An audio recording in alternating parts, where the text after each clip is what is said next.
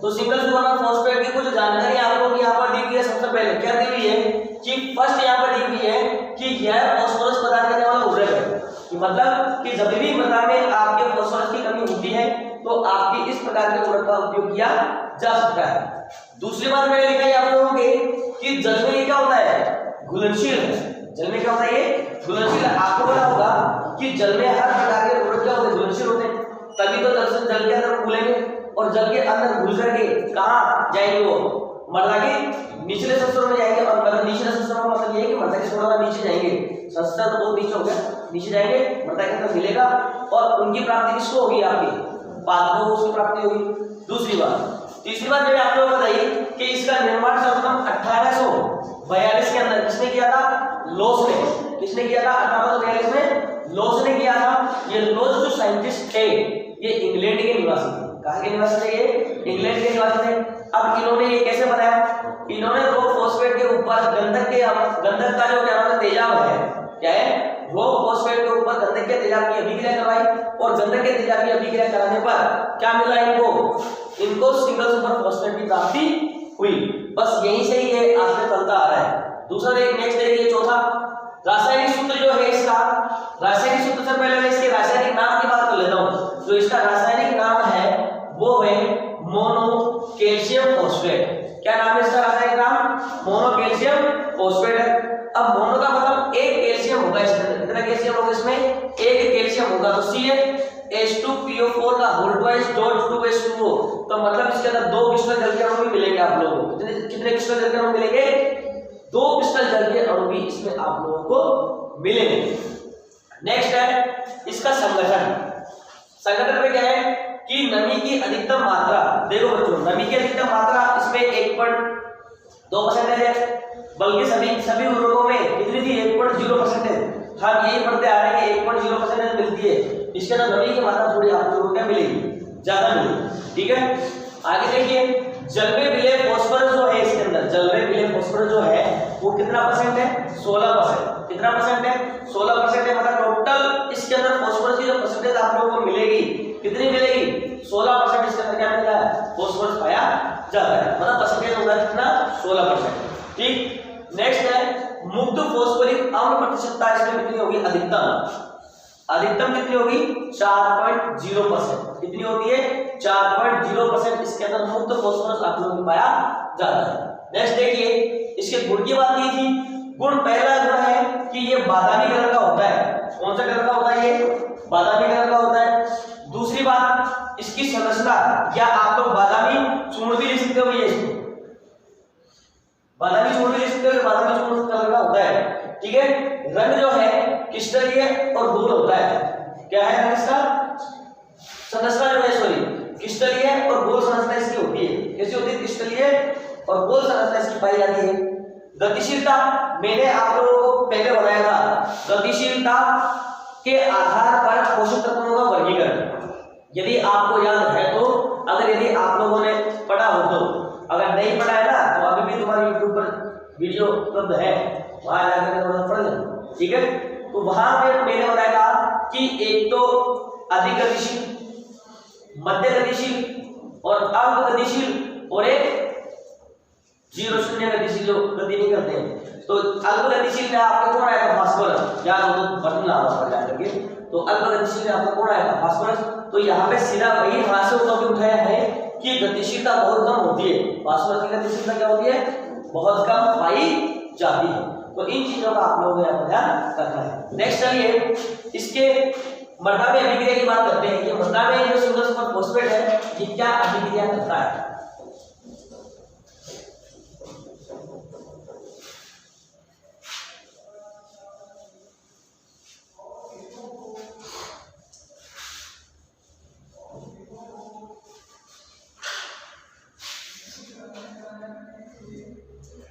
लिखिए बेटा कि मृदा में अभिक्रिया। तीसरा,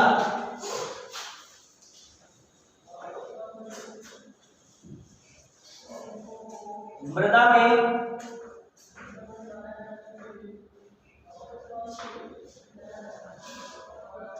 अभिक्रिया, मृदा में अभिक्रिया। पहले लिखिए फर्स्ट नमी में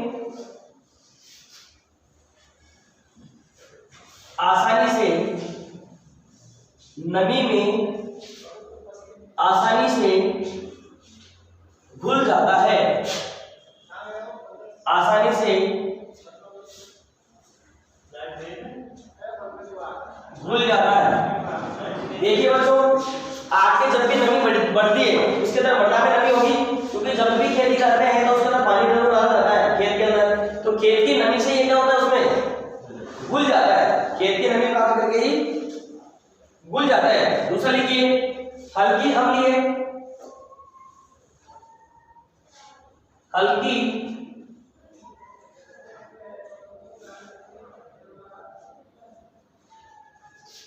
अम्लीय, उदासीन तथा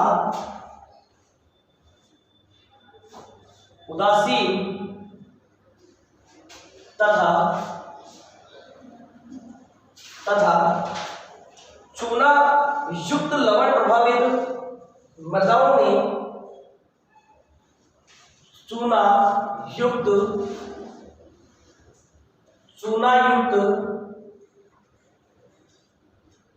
लवण प्रभावित मृदाओं में,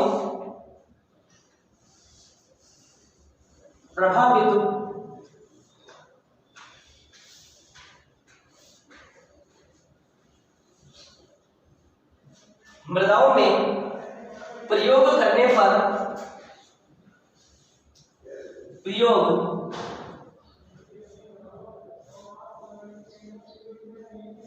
करने पर डाई कैल्शियम फॉस्फेट तथा डाई कैल्शियम फॉस्फेट तथा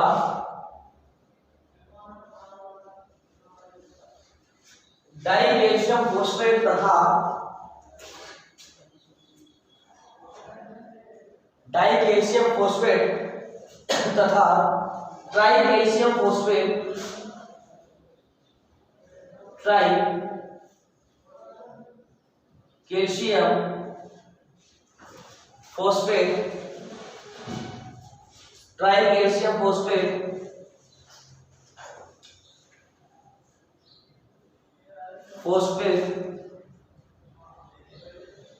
बनते हैं। देखिए बच्चों, आपके सिंगल सुपर फोस्फेट जो है ये हल्की अम्लीय मृदा, कौन सी मृदा, ये हल्की अम्लीय मृदा, ठीक है, उदासीन मृदा, ठीक है, और चूना युक्त जो लवण प्रभावित मृदा है, कौन सी है, चूना युक्त जो लवण प्रभावित मृदा जो है, इनसे अभिक्रिया करके या इनमें इसका उपयोग करने के बाद में ये डाई कैल्शियम फोस्फेट, इसमें डाई कैल्शियम फोस्फेट और ट्राई कैल्शियम फोस्फेट के अंदर क्या हो जाती है, परिवर्तित हो जाती है। किसके अंदर परिवर्तित होती है, डाई कैल्शियम फोस्फेट तथा ट्राई कैल्शियम फोस्फेट के अंदर क्या हो जाती है, परिवर्तित हो जाती है। ये परिवर्तित हो जाती है, ठीक है। नेक्स्ट देखिए बच्चों, इसकी अभिक्रिया आप लोगों को यहाँ पर दी गई है, क्या दी गई है कि आपके सिंगल सुपर फॉस्फेट जो है CaH2, एक सेकंड थोड़ा रुक जाओ पहले समझ लो, CaH2PO4 का होल ट्वाइस, CaH2PO4 का होल ट्वाइस, ये किससे अभिक्रिया करेगा, यहाँ पर CaH किससे अभिक्रिया करेगा, CaHCO3 के होल ट्वाइस से, किससे अभिक्रिया करेगा, CaHCO3 के होल ट्वाइस से। तो कैल्शियम बाइकार्बोनेट कहते हैं इसको, कैल्शियम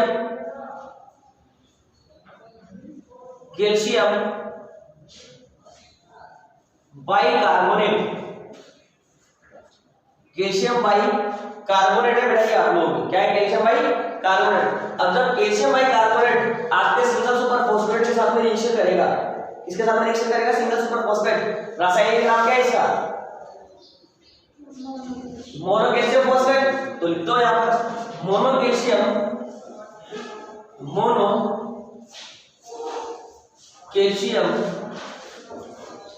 फॉस्फेट।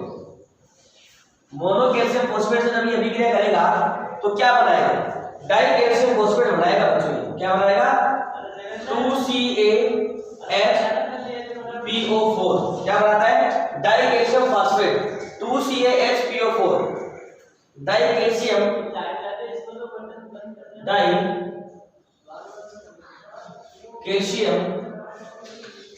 फॉस्फेट क्या बनाता है बच्चों, ये डाई कैल्शियम फॉस्फेट बनाता है और साथ में H2CO3 क्या निकाल देता है, साथ में ये निकाल देता है आपके 4H2CO3 निकाल देता है यहाँ से, जो किस क्या कहते हैं अपन, कार्बोनिक अम्ल कहते हैं उसको। क्या कहते हैं अपन उसे, कार्बोनिक अम्ल कहते हैं। देखो आपके मोनो कैल्शियम फॉस्फेट की अभिक्रिया जब हम कैल्शियम बाइकार्बोनेट से करवाते हैं तो अपने CaHPO4 का निर्माण होता है। इसका निर्माण होता है CaHPO4 और 2CaHPO4 का निर्माण होता है। तो यहाँ से क्या होगा, आपके दो कैल्शियम के अणु, किसके अणु, दो कैल्शियम के अणु, और साथ में आपके यहाँ पर देखो H2PO4 है और यहाँ पर कितने H2PO4 दो और HCO3 आपके दो है। तो H2PO4 की जगह यहाँ पर HPO4 क्या होगा, आपके दो जो HPO4 जो है होंगे वो अलग अलग कैल्शियम के साथ आपके क्या होंगे, जुड़ेंगे। ठीक है, बाकी अपने पास में बचा क्या, यहाँ पर अपने पास में CO3 ऐसे कैसा बचा है, मतलब यहाँ पे कार्बन की संख्या कितनी है आपके पास में, दो है, दो, तो फिर दो गलत होगा। ठीक है ना, मतलब यहाँ पर आपके क्या आना चाहिए, 4 2 आना चाहिए। अब सही है ना, देखो यहाँ पर भाई कार्बन है, दो है तो कार्बन दो आ गए, ऑक्सीजन अपने पास में कितनी है, 3 दूनी 6, तो 3 दूनी 6 ऑक्सीजन अपने पास में मिल गई। यहाँ से हाइड्रोजन कितने मिले अपने पास, दो हाइड्रोजन यहाँ के और 2 हाइड्रोजन अपने पास में यहाँ के, कितने हो गए, 4 हाइड्रोजन हो गए। तो 4 हाइड्रोजन के यहाँ पे है क्या अपने पास में, बताओ अभिक्रिया आपकी संतुलित है, ये अभिक्रिया आपकी हो जाएगी इसमें। यहाँ पर C है, बराबर से CaH2PO4 का होल्ड वाइज ही है। ठीक है, वही आपके मोनो कैल्शियम फॉस्फेट बनता है। क्या बनता है इससे, वही मोनो कैल्शियम फॉस्फेट आपका बनता है। ठीक, अब मोनो कैल्शियम फॉस्फेट बना तो आप इसकी किससे अभिक्रिया करवा रहे हो, इसकी कैल्शियम बाइकार्बोनेट से, तो 2CaHCO3 के होल्ड वाइज से, 2CaHCO3 के होल्ड वाइज से इसकी अभिक्रिया करवाना है। तो क्या है, आपके कैल्शियम बाइकार्बोनेट है। ठीक है, इसकी अभिक्रिया जब आप लोग करवाओगे तो आप लोगों को ट्राई कैल्शियम फॉस्फेट मिलता है। क्या मिलता है, ट्राई कैल्शियम फॉस्फेट मिलता है। ठीक, तो यहां देखो आपके CaPO4 का आपके होल्ड वाइज क्या बनता है, CaPO4 का CA ब्रैकेट आपके PO4 होल्ड वाइज, ये है आप लोगों के ट्राई कैल्शियम फॉस्फेट ये। ठीक है, तो ट्राई कैल्शियम फॉस्फेट क्या बनता है बेटा, आपका ये ट्राई कैल्शियम फॉस्फेट आप लोगों के यहाँ पे बनता है। और यहाँ पे आपके 4H2CO3 कितना निकलेगा, 4H2CO3 आपका यहाँ से निकलेगा, 4H2CO3 ये क्या है, आपके कार्बोनिक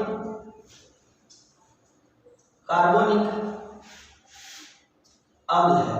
क्या है, आपका कार्बोनिक अम्ल है। ठीक है, और ये क्या है, आपके कैल्शियम, ये आपका है कैल्शियम बाइकार्बोनेट, कैल्शियम बाइकार्बोनेट। ठीक है, ये बन गया आपका। ठीक, अब ये तो हो गई आपके इसमें मृदा में अभिक्रिया। ये कौन सा पॉइंट था, आपका दूसरा पॉइंट था। ठीक है, तीसरा पॉइंट लिखिए अब इसमें, तीसरा पॉइंट लिखिए, अधिक अम्लीय मृदाओं में लोहा तथा एल्यूमिनियम के साथ अधिक अम्लीय मृदाओं में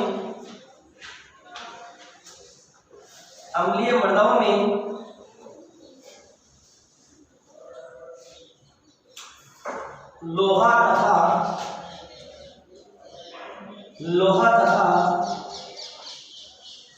एल्यूमिनियम लोहा तथा एल्यूमिनियम के साथ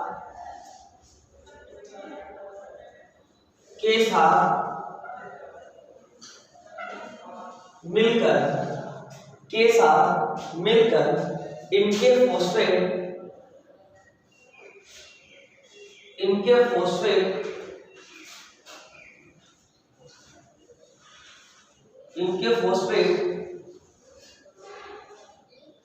बनते हैं। क्या बनते हैं बेटा? इनके फोस्फेट का निर्माण आप लोगों के होता है। क्या होता है? इनके फोस्फेट का निर्माण होता है और इसी प्रक्रिया को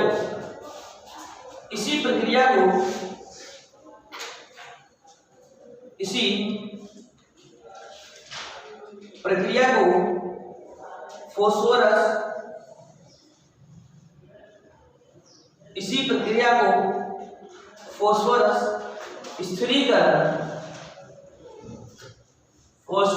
स्थिरीकरण कहते हैं। क्या कहते हैं इसी प्रक्रिया को? फोस्फोरस स्थिरीकरण कहते हैं भैया। क्या कहोगे? इसी प्रक्रिया को फोस्फोरस स्थिरीकरण आप लोग कहेंगे। देखिए क्या है कि अधिक अम्लीय मदाओं में लोहा तथा एल्यूमिनियम के साथ, क्योंकि अम्लीय मदाएं जो होती है इनमें लोहा और एल्यूमिनियम मिलता है। क्या मिलता है? इनमें लोहा और एल्यूमिनियम मिलता है। ये लोहे और एल्यूमिनियम से क्रिया करके इनके क्या बना देती है? फोस्फेट का निर्माण कर देती है। क्या कर देती है? इनके फोस्फेट का निर्माण कर देती है। अब फोस्फेट का निर्माण कब होगा? जब कैल्शियम को आपके लोहा और एल्यूमिनियम क्या कर दे? रिप्लेस कर दे। क्या कर दे? रिप्लेस कर दे, उन्हें हटा दे। तो उन्हें हटाने के बाद में इनके आप लोगों के फोस्फेट का निर्माण होता है।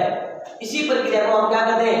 फोस्फोरस स्थिरीकरण कहते हैं। जिस प्रकार से आप लोग नाइट्रोजन स्थिरीकरण पढ़ते हो, उसी प्रकार से यहाँ पर फोस्फोरस का स्थिरीकरण होता है।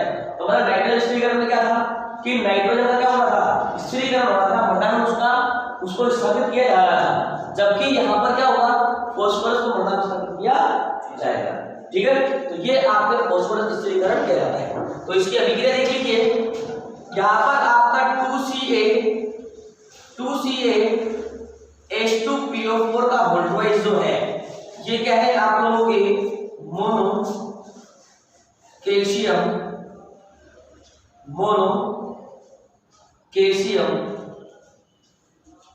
फोस्फेट। क्या है बच्चों आप लोगों का? ये मोनो कैल्शियम फोस्फेट है। इसकी अभिक्रिया Fe2O3 से करवा दो। किससे करवा दो इसकी अभिक्रिया? इसकी अभिक्रिया Fe2O3 से करवा दो। तो अब Fe2O3 क्या है आपका? आयरन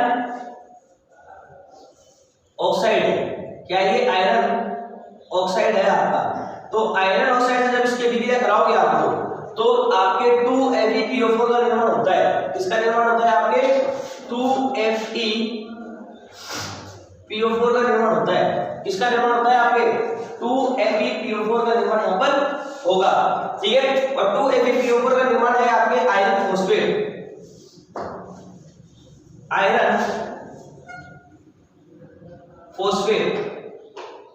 क्या है आपके? Iron phosphate.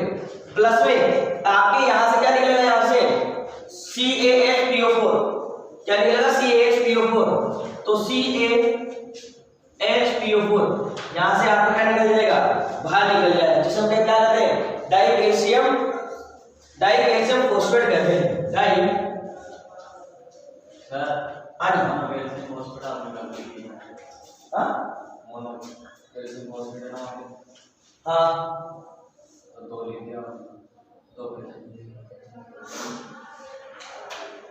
यहाँ पर नीचे अलग लिख दिया, ऊपर अलग लिख दिया। ये से ये मोनो कैल्शियम फोस्फेट है।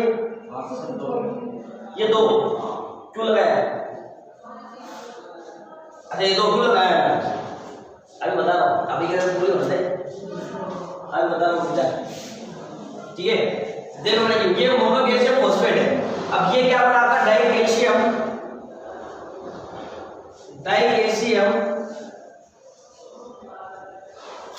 फोस्फेट बना। डाइकैल्शियम फोस्फेट आपका ये बनता है। ठीक है, मैं बता रहा हूँ भैया आपको। इसको उतारो एक बार, अभी क्या उतार दो। वो एक कहावत आप लोगों को सुनी होगी कि हरियाली कहावत एक दिन आती है, बार-बार थोड़ी आती है, हैं? तो उस टाइम हो गई मिस्टेक। देखो बेटा ये क्या है, मोनो कैल्शियम फॉस्फेट के अपन कितने अणु लिए हैं यहाँ पर? 2। कितने अणु लिए हैं यहाँ पर? 2 अणु हैं। तो आगे लगने का मतलब इसकी स्टोइकियोमेट्री जो होगी कितनी होगी? 2 होगी, ठीक है। तो और मोनो कैल्शियम फॉस्फेट का सूत्र तो यही होता है CaH2PO4 का होल राइट, परंतु यहाँ पर मैंने कितने अणु लिए? इसके 2। कितने लिए? 2 अणु मैंने यहाँ पर लिए हैं। साथ में यहाँ पर आयरन ऑक्साइड जो ये है Fe2O3 आपके क्या कहलाता है? आयरन ऑक्साइड कहलाता है, ठीक है। ये आयरन ऑक्साइड है, तो ये भैया क्या कर रहा है? इससे अभिक्रिया कर रहा है, ठीक है। अब ये जब इससे अभिक्रिया करेगा तो यहाँ से देखो आपके ये जो कैल्शियम जो है इसका सूत्र होता है 1 का सिर्फ 1 का, खोल करके देखोगे तो H2PO4 और H2PO4 यही होता है। अब जब ये इनसे बंध तोड़ेगा, जब यहाँ से इनके बंध टूटेंगे तो आप लोग यहाँ से 2 PO4 निकलेंगे। कितने PO4 निकलेंगे आपके? 2। उसी प्रकार से जब आपके Fe2O3 का बंध टूटेगा तो यहाँ से 2 Fe के जो तत्व जो हैं वो आपके क्या होंगे? मुक्त होंगे, ठीक। तब जब ये आपके दोनों मुक्त होंगे तो ये क्या नाम से इससे अभिक्रिया करेंगे कि नहीं करेंगे भाई? इन दोनों से अभिक्रिया करेंगे कि नहीं करेंगे? करेंगे ना, फॉस्फेट तो बना है। तो क्या हो जाएगा आपके इसके 2 अणु आयरन फॉस्फेट के मिलते हैं। कितने अणु मिलते हैं? 2 अणु आपके आयरन फॉस्फेट के मिलते हैं, ठीक है। इसी प्रकार से देखिएगा बच्चों, ये तो एक था, दूसरे से आपके क्या था? ये दूसरे से क्या था आपके? दूसरे से यहां से अभी ये संतुलित नहीं है, इसका मतलब है ना।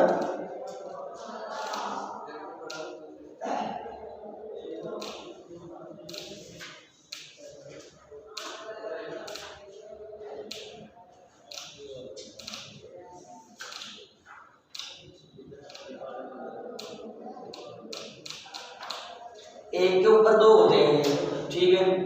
एक के ऊपर 2 होंगे तो इसका मतलब PO4 आपके कितने निकलना चाहिए? यहाँ से 4 निकलना चाहिए।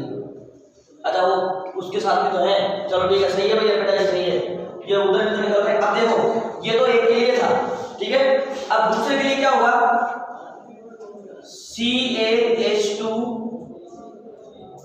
CaH2PO4 और CaH2PO4। अब देखो बेटा यहाँ से आपके Ca ये H2 है आपका, यहाँ से H2 है, तो ये तो यहाँ से क्या हो जाएगा आपके? हटेगा। और आपके PO4 जो है क्या है? यहाँ पर PO4 जो है ये दोनों PO4 और आपका एक कैल्शियम और इसके साथ में एक के साथ में सिर्फ एक हाइड्रोजन, कितने? एक के साथ में सिर्फ आपकी एक हाइड्रोजन लगेगी वहां पर। तो यहाँ पर 2 कैल्शियम मुक्त हुए, ये 2 कैल्शियम मुक्त हुए, तो आपके ये मुक्त हुए PO4 और यहाँ से भी एक H ले लो। कितने ले लो? एक H ले लो, बचे कितने? H और H बचे, ठीक। यहाँ से कितने H बचे आपके? 2 और ये 2 H बचे, मतलब कितने H बच गए अभी भी आपके? इसमें अभी भी आपके बचे हैं 2 2 4 5 6 6H बचे। कितने? 6H। अब 6H बचे हैं ना, तो मुझे ऐसा प्रतीत होता है कि मुझे इसमें 3H2O निकाल देना चाहिए। 3H2O मुझे यहाँ से निकाल देना चाहिए, ठीक है। निकल गए, क्योंकि यहाँ से आपके 3 ऑक्सीजन बचती है, तो 3 दूनी 6, 3 दूनी 6। तो इस तरीके से आपके 3H2 लास्ट में बन जाएगा और ये आपकी अब अभिक्रिया संतुलित है। तो इतने पापड़ बेलने पड़ेंगे तब पता चलेगा कि अभिक्रिया संतुलित है कि नहीं है। उदाहरण ये इसको जल्दी से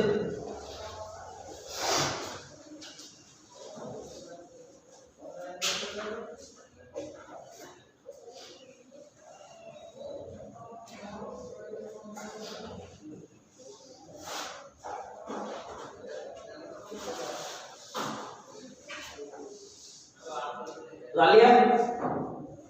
चलिए भैया आगे चौथा, 4th नंबर मृदा में अभिक्रिया आपकी चल रही है, इसके अंदर आपके नेक्स्ट है चौथा। देखिए पूरी होगी शायद में पता चल गया तो आपने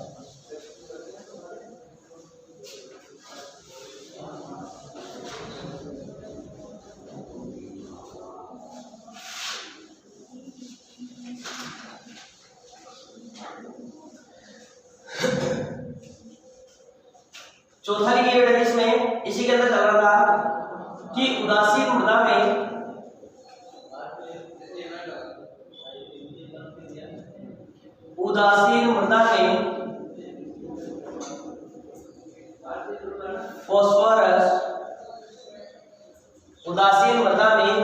फास्फोरस की मात्रा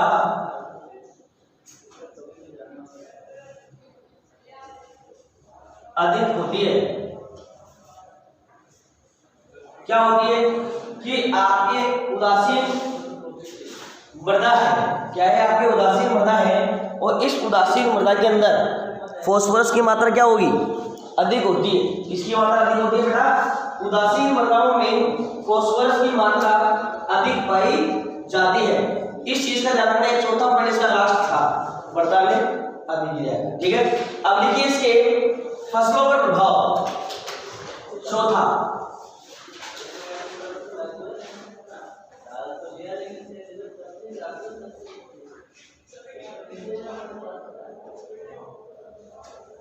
फसलों पर प्रभाव,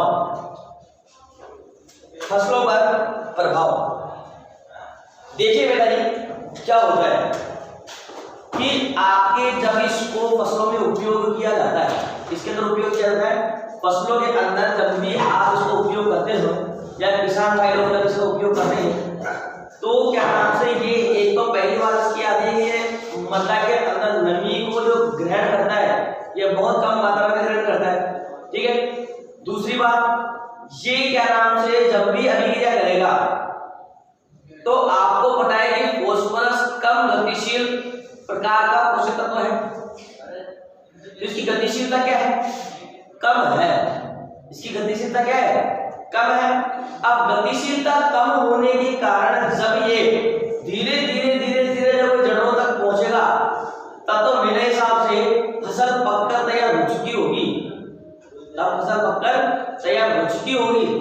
और क्या नाम से, या फिर उसके बीज आने के बाद, फूल आने के बाद में बीज आएंगे तो वो आ चुके होंगे, तब जाकर के उसको प्राप्त होगी। फिर क्या मतलब है प्राप्त होने का, भाई किसी ने किसी से खाना मांगा, भाई मेरे को रोटी दे दे खाने के लिए, नहीं दिया, दूसरे घर गया, दूसरे घर में उसको रोटी मिल गई खाने को। जब वो फिर वापस उधर से गुजर रहा था तो उसी घर वाले ने वापस बोला ले आ जा रोटी खा ले। अब कोई औचित्य रहा उसको रोटी खिलाने का, नहीं रहा। तो उसी प्रकार से पोषक तत्व आपको फास्फोरस जो है जब मृदा को मिलेगा तो मृदा को नहीं आपके फसल को मिलेगा, तब क्या उनका औचित्य रहेगा, क्या कुछ मतलब नहीं निकलेगा।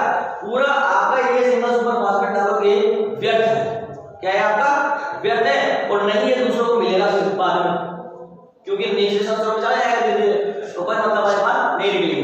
तो इसलिए क्या करना पड़ता है बच्चों कि जब बुआई करते हैं, क्या करते हैं, बुआई करते हैं, तो उससे पूर्व इसको किसके अंदर डाल देना चाहिए, मृदा के अंदर इसको मिक्स कर देना चाहिए, जिससे कि ये धीरे धीरे अभिक्रिया करे और जब तक पादप की जड़ें निकले और पादप में वृद्धि हो, फूल आए, तब तक पादप की जड़ों तक वो फास्फोरस क्या हो जाता है, पहुंच जाएगा, फास्फोरस पहुंच जाएगा। अरे भाई खरगोश और कछुए की कहानी सुनी है क्या? खरगोश को कमेंट था कि भाई मैं बहुत अच्छा हूं, मैं बहुत तेज चलता हूं, पर कछुआ क्या कर रहा बेचारा, कोई बात नहीं, मैं लगा ले रोड, तो वो देखता है यार कछुआ तो बहुत दूर है, मैं थोड़े सो जाता हूं। सोने के चक्कर में कछुआ पहले बहुत यार वो पीछे रह गया कि नहीं ठीक है ना। तो अपनी दौड़ कंप्लीट करो, फिर उसके बाद में हर चीज का प्रयास करना, शिक्षा लो थोड़ी सी कहानी से। आगे देखिए बेटा फसलों पर प्रभाव, पहला ही प्रभाव इसके अंदर लिखिए, इसका उपयोग बुआई से पूर्व किया जाना चाहिए। इसका उपयोग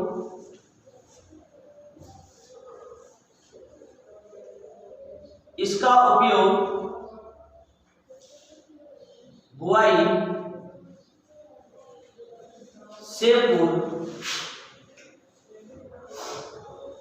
से पूर्व किया जाना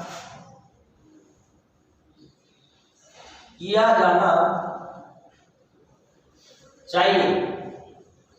कब करोगे साहब, बुआई से पहले इसका उपयोग हम करेंगे, ठीक है। उसके बाद में क्या करेंगे, इसकी बुआई करेंगे। दूसरा लिखिए यह उर्वरक सभी प्रकार की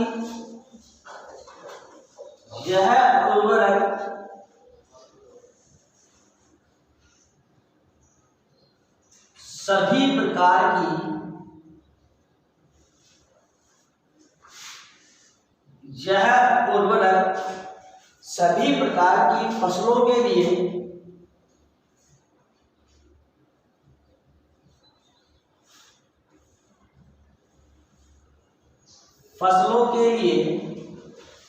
उपयुक्त है।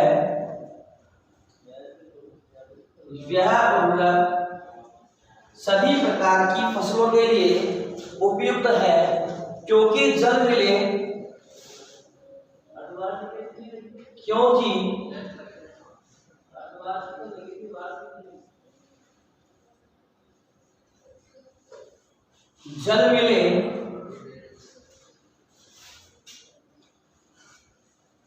H2PO4 माइनस, क्योंकि जल मिले H2PO4 माइनस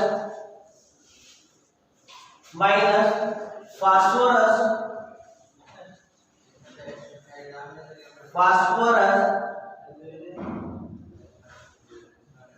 इसमें पाया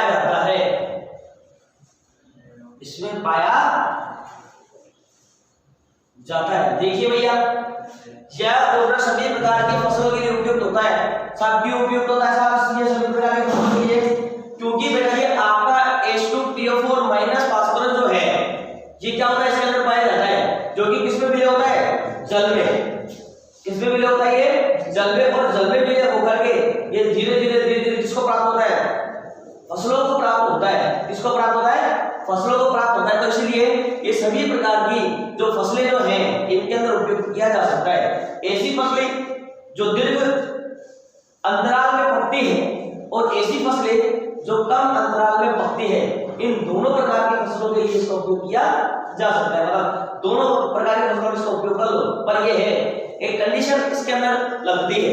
क्या कंडीशन लगती है कि जो दीर्घ अंतराल वाली फसलें जो हैं उसके अंदर तो इसका उपयोग जब बुआई होगी उससे पहले कर सकते हो, परंतु कम अंतराल वाली फसलों में क्या करोगे, कम अंतराल वाली फसलों में क्या करोगे, तो उसमें भी बेटा यही टेक्निक अपनानी पड़ती है। क्या कि ऐसी फसलें जो है क्या नाम से बहुत कम अंतराल में पकती है, जैसे धान की फसल वगैरह, गेहूं की फसल कम अंतराल में आपकी पक जाती है, तो उनके अंदर इसको बुआई से पूर्व डाल दो, बल्कि में बुआई से थोड़ा सा और पहले डाल दो, जिससे क्या नाम है ये अच्छी तरीके से जल में विलीन हो जाए, और जल में विलीन होने के बाद इसका डिवाइडेशन हो जाए, और डिवाइडेशन होने के बाद ये अपने मृदा के जो संस्तर जो है मृदा के अंदर ये धीरे धीरे चला जाए, और उसके बाद जब बुआई करोगे तो किसको प्राप्त हो जाएगी, आपकी फसलों को प्राप्त हो जाए, तो बढ़िया अच्छी फसल आपके प्राप्त से हो सकती है। थोड़ा सा इंतजार करके यदि ये टेक्निक अपनाओ तो ठीक है। तो ये दो प्रकार मैंने आप लोगों को बता दिए कि किस किस प्रकार की फसलों के अंदर इसका उपयोग किया जा सकता है। नेक्स्ट देखिए, कम अवधि में पकने वाली फसलों। तीसरा लिखिए, कम अवधि में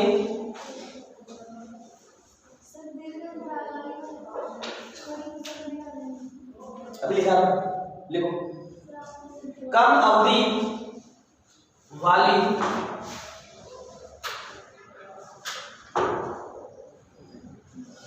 फसलों में, कम अवधि वाली फसलों में जैसे आपके धान की फसल है, आपके गेहूं की फसल है,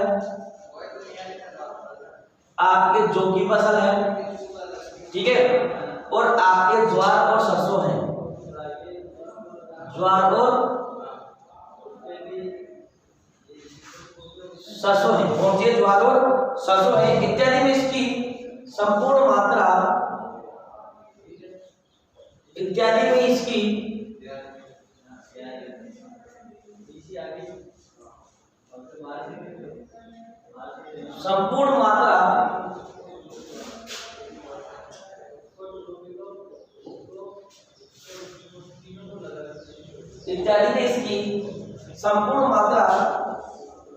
संपूर्ण मात्रा बुआई से पूर्व,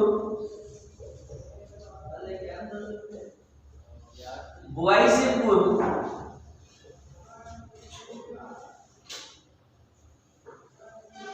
डाल बुआई से पूर्व डालनी चाहिए, डालनी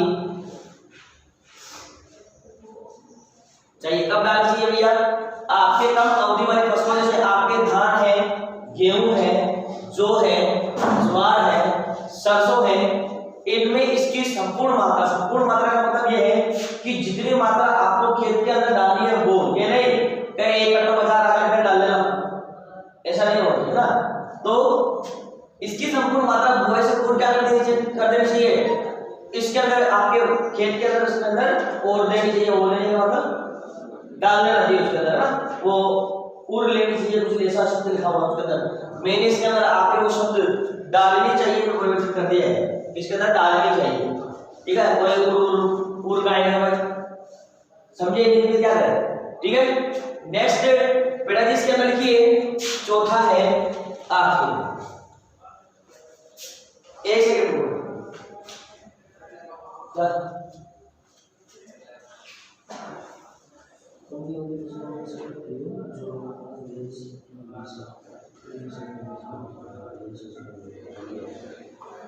चलिए एक और लिख लो बेटा जी, पांचवा लिखिए बेटा जी, एक और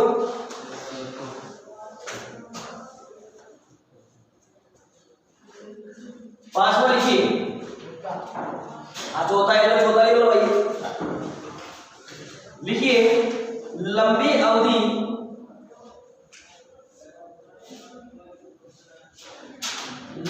अवधि वाली फसलों में, लंबी अवधि वाली फसलों में, अब ये तो बहुत ज्यादा लंबी हो गई है, जैसे गन्ना वगैरह जो है ये तो बहुवर्षीय है, ये गन्ना जो है, जैसे गन्ने की फसल क्या आपकी बहुवर्षीय है, ठीक है। तो इस प्रकार की जो फसलें जो है, तो इसके अंदर तो भैया बुआई से पहले बोलोगे तो भैया बहुत बुरा प्रभाव पड़ सकता है। क्या पड़ सकता है? जितने डालोगे सब वेस्ट है। क्यों वेस्ट है? क्योंकि गन्ना बहुवर्षीय फसल हो जाती है और ये बहुवर्षीय होने के कारण इसके अंदर कौन सी विधि अपनाई जाती है? विधि में इसमें गहरी संस्थापन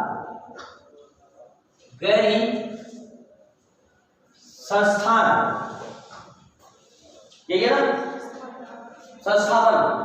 गहरी संस्थापन विधि, गहरी संस्थापन विधि का उपयोग करना